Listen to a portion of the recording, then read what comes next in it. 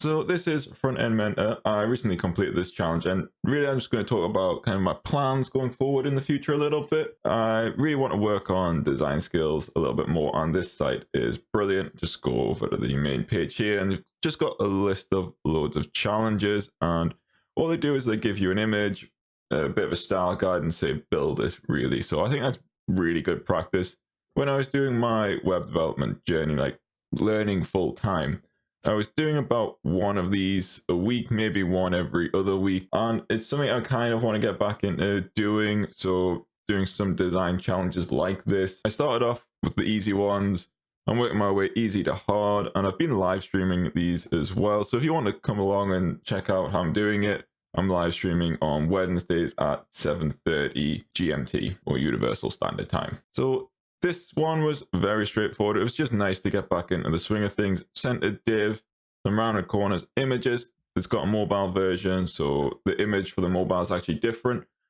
It's something I need to work on, is doing like background images. I always mess it up somehow. So yeah, that's definitely on my list of things to improve.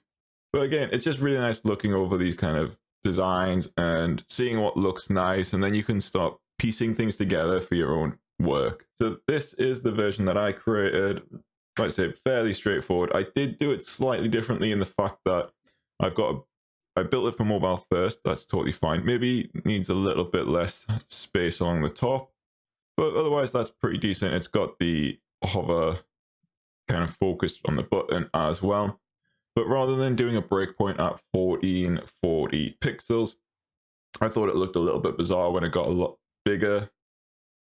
I think that's kind of one of the downsides of doing mobile first. At the size of the laptop, I just kind of put in another breakpoint to make it look a little bit better. And then I've got another one at 1440 where I just make it a little bit smaller. So overall, it was fairly straightforward.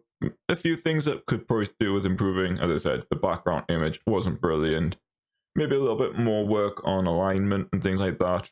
So on small screens, there's no margin at the top, and I think that looks really bad. So if I had it like a normal mobile screen size like that, it's fine, but smaller it doesn't work. Yeah, so maybe a few more things in my media query would be nice, but overall no issues. Over in the code, it's quite straightforward. I should probably put the attribution back in, but that was just, I changed that to position fixed so it didn't mess up any of my layouts. But yeah, maybe I feel like I've got a few too many divs, and I should probably go back to using semantic code a little bit more just to make things a little bit better. I did try to use a class-based system, so I've created a few like text primaries. I've got font family, font weight, but then there are others where it's like promo. I did quite a few things just on the promo one. Button, I don't think that's ideal for the button. So yeah, there's definitely a few things I started off with good intentions, and then I just slowly started to make it like very unique to each component, and that's something I'm working on to kind of stop doing that, I guess, to make it more universal so I can reuse pieces of code a lot more. I did just use plain CSS. Might have to start using like SCSS again and get back into the habit of that. But here I've got my media queries just all in one file again. Probably is not ideal. Again, should break them up a little bit. And if I was using SCSS, creating actual variables would be better than using the root variables. I mean, both work pretty well.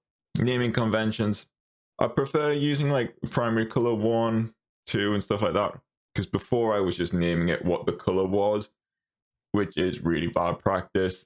I should probably, because if I change the color, I would have to change the name, and then I have to change all the references to that name. So now I can just change the color, and primary color 1 will still be working. For the next challenge that I'm thinking of doing on my live stream will probably be this interactive ratings one. And this one has JavaScript, so I'm quite looking forward to that. This should be fairly straightforward again. That'd be quite nice. Again, I don't think I'll do anything fancy with like React or anything like that. I'll just be straight HTML, CSS, and JavaScript. Just working on the basics, working on my design skills there.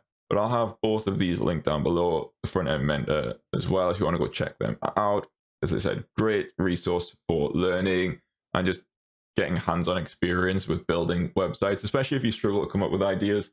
There's just so many. Brilliant resource, I think. But I am going to be coming up with a few of my own challenges for Christmas, so that should be exciting.